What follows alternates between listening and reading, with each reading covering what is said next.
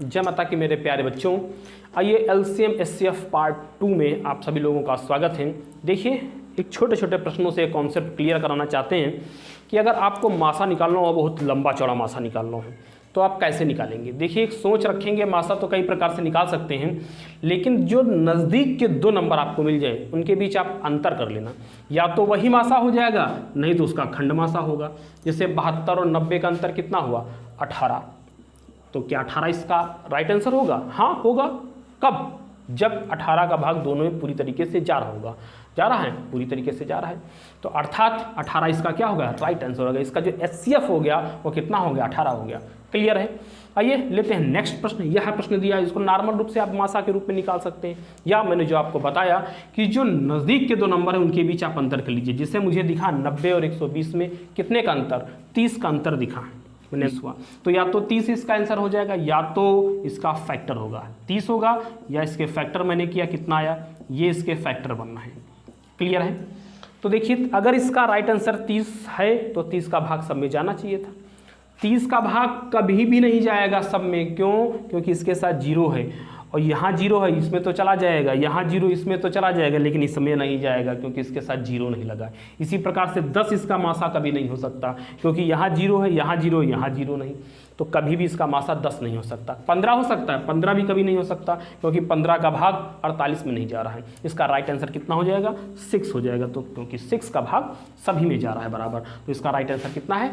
6 है। लेते हैं हम लोग नेक्स्ट क्वेश्चन। तो आइए, इस प्रश्न को सॉल्व करने के लिए इतनी गाथा मैं आपको बता रहा था, ठीक इसी प्रश्न के लिए कॉन्सेप्ट क्लियर कराया गया था। अगर इतने लंबे लंबे प्रश्न आएंगे और इसका SCF निकालने के लिए आपको कहा जाएगा, तब आप कैसे निकालेंगे। देखिए, कंडीशन वही है कि बिल्कुल नज़दीक के दो नंबर आप पहचानिए कि बिल्कुल नज़दीक कौन कौन है। मुझे तो ये दिखे, आप लोगों को भी दिखे होंगे। इन दोनों का अंतर निकाल लीजिए, कितना आया? 54 आया। अब 54 ही या तो इसका आंसर होगा, या तो इसका कोई खंड होगा। तो खंड करने पर क्या आएगा? जैसे मैंने खंड किया तो कितना आया? 27 आया, किया तो 18 आ गया, 9 हो जाएगा। क्लियर है? तो आइए मेरे प्यारे बच्चों, अब देखते हैं क्या 54 होगा। 54 इसका कभी जीवन में आंसर नहीं हो सकता। कैसे जाना? क्योंकि अगर 54 सब में भाग जा रहा होता तो सारे के सारे सम नंबर होते। क्लियर है? क्योंकि सम नंबर के टेबल में सम नंबर ही आते हैं। तो यहाँ 54 है, 54 और यहाँ है कितना? विषम नंबर है, तो 54 इसका कभी आंसर राइट नहीं होगा। 54 क्या? कोई भी सम नंबर इसका मासा हो ही नहीं सकता। जैसे हमने देखा 18 है, काट दिया, 18 कभी इसका मासा हो ही नहीं सकता। देखिए, अब 27 है या 9 है, तो 27 आया तो 27 के सामने आ गया 4 2 3। तो क्या 4 2 3 में 27 का भाग चला जाएगा? कभी नहीं जाता है। काट के देख लीजिए। जैसे मैंने इसको 3 से काट दिया तो 3 9 27 आ गया, 3 1 कम 3, 3 चौको 12, 3 1 कम 3, 1 4 1 आ गया। 1 4 1 में 9 का भाग जाएगा? कभी नहीं जाएगा। अर्थात 27 का भाग पूरी तरीके से 423 में नहीं जा रहा था, इसलिए 27 भी इसका मासा नहीं होगा। तो बचा क्या? 9 बचा।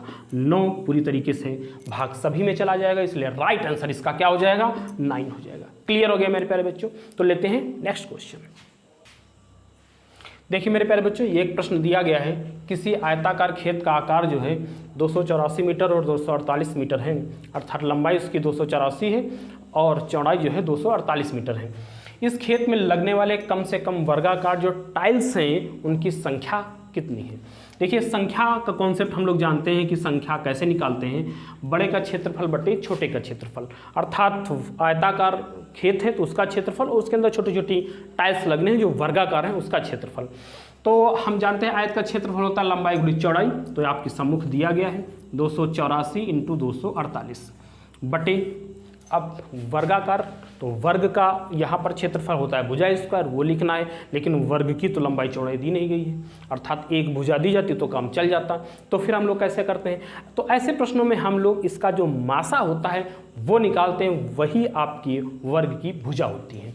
तो देखिए मेरे प्यारे बच्चों, जैसे ही हमने इन दोनों के बीच मासा निकाला तो मासा कितना आ गया? 4 आ गया। क्लियर है? तो जैसे ही 4 आया, आप जान गए होंगे 4 कैसे है। अंतर निकालेंगे, अंतर निकालने के बाद जानेंगे कितना आ जाएगा, इसका अंतर 36 आ जाएगा। तो फैक्टर करेंगे 9 चौक 36, 9 का भाग इसमें कभी नहीं जा सकता। क्यों? क्योंकि हम जानते हैं 8 2 10 4 14, इसके अंकों को 14 हो रहा है। और 9 का नियम क्या होता है? 9 का नियम होता है अंकों का योग 9 18 36, अर्थात ऐसा होना चाहिए जो 9 से पूरी तरह विभाजित हो जाए, तभी वो संख्या पूरी तरीके से 9 से कटेगी। अर्थात ये संख्या 9 से नहीं कटेगी तो इसका 9 मासा नहीं हो सकता, बच्चा 4, तो इसका मासा कितना हो जाएगा? 4 हो जाएगा। क्लियर है? तो ये अच्छे से आपको मालूम हो चुका होगा। अब हम लोग 4 से इसको भाग करा देंगे, आपका आंसर आ जाएगा। कितना आया? 4 7 28, 4 1 4। यहाँ पर आइए 4 6 24 और 4 2 8। 61 और 62 का मल्टीप्लाई आप करा दीजिए, 71 और 62 का मल्टीप्लाई करा दीजिए। देखिए वैदिक विधि द्वारा इसको हम लोग गुणा कैसे कराते हैं? पहले इसका गुणा करते हैं, 2 1 2, इसको करते हैं 7 2 14 और 6 1 6, इन दोनों को जोड़ देते हैं, आपका 20 हो गया। 20 का 0 और कैरी भी आपका 2 हो गया। तो 7 6 42, 42 2 कितना हो गया? 42 2 44 हो गया। तो 44 0 2 इतने टाइलोस की आपकी आवश्यकता पड़ेगी। तो इसका राइट आंसर क्या हो गया? 4402। क्लियर हो गया? लेते हैं हम लोग नेक्स्ट क्वेश्चन। आइए मेरे प्यारे बच्चों, ऐसे प्रश्नों को हम लोग कैसे बनाते हैं? प्रश्न है दो संख्याओं का अनुपात 3:4 है और उनका एलसीएम 60 दिया गया है, एचसीएफ ज्ञात करना है। देखिए जब रेशियो में डाटा होता है तो हम यह जानते हैं कि इन दोनों का आपस में मल्टीप्लाई करा लेते हैं। कितना आ गया? 3 चौकू 12। जो 12 होगा वो किसके बराबर होगा? एलसीएम के बराबर होगा। क्लियर है? अगर ऐसा आप करते हैं तो जो रिजल्ट प्राप्त होता है वह मासा प्राप्त हो जाता है। क्लियर है? 1 बराबर 5 आ गया, अर्थात मासा इसका 5 है। तो अगर संख्याएं तुमसे निकालने के लिए कहा जाए, मासा पूछा गया था, इससे पूछा गया तो राइट आंसर कितना आ गया? 5 आ गया। लेकिन यहाँ पर अगर संख्याएं भी पूछा जाता तो संख्या भी बता ली जाती। कितना? 4 5 3 15, पहली संख्या 15 है, 5 चौकू 20, दूसरी संख्या कितनी है? 20 है। और इनके बीच मासा कितना है? तो मासा आपका यही आ जाता है जो 1 बराबर आता है। क्लियर है मेरे प्यारे बच्चों? इसका राइट आंसर कितना होगा? 5 होगा। संख्याएं कितनी होंगी? 15 होंगी और 20 होंगी। क्लियर हो गया? तो लेते हैं हम लोग नेक्स्ट क्वेश्चन। आइए मेरे प्यारे बच्चों, एक प्रश्न यह दिया गया है, दो संख्याओं का योग 36 है, उनका एचसीएफ अर्थात मासा जो है वो 36 है। जोड़ों की संख्या बताओ, कितने जोड़े बनाए जा सकते हैं? देखिए मेरे प्यारे बच्चों, अगर कोई संख्या मान लिया माने ए है और बी है, यह दो संख्याएं हैं, इनका योग कितना है? 36 है। तो जाहिर सी बात अगर मासा इसका कितना है? मासा आपका दो संख्याओं का योग 36 है, सॉरी मासा इसका 36 नहीं, मासा इसका 4 होना चाहिए। मासा कितना है? 4 है। जोड़ों की संख्या ज्ञात करना है।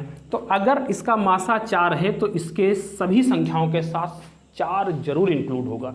क्लियर है मेरे प्यारे बच्चों? 4 ये होगा, अर्थात 4 का मल्टीपल होगा, ये भी 4 का मल्टीपल होगा। तो जैसे ही 4 से हम भाग करते हैं तो जो रिजल्ट मुझे प्राप्त होता है a + b बराबर कितना प्राप्त होता है? 9 प्राप्त होता है। क्लियर है? तो आइए अब निकालते हैं इसके जोड़े। देखिए पहला जोड़ा क्या इसका हो सकता है? पहला जोड़ा हो सकता है जोड़ में, पहला जोड़ा हो सकता है अगर ए की जगह पर 1 रख दिया जाए और बी की जगह पर 7 रख दिया जाए, पहला तो जोड़ा ये बन जाएगा। दूसरा हो जाएगा कितना? सॉरी यहाँ पर 8 हो जाएगा। ठीक है, मिलकर कितने हो जाएंगे? 9 हो जाएंगे। दूसरा क्या हो जाएगा? 2 हो गया और 7 हो गया, यहाँ पर हो जाएगा। क्लियर है? अब अगर हम लोग 3 और 6 लेते हैं ये गलत हो जाएगा, क्योंकि इसमें दोनों का भाग जा रहा है, इसलिए 3 और 6 नहीं लेना। बस ये गलती आप लोग कभी भी मत कर देना। अब हम लोग अगला लेंगे 4, 5।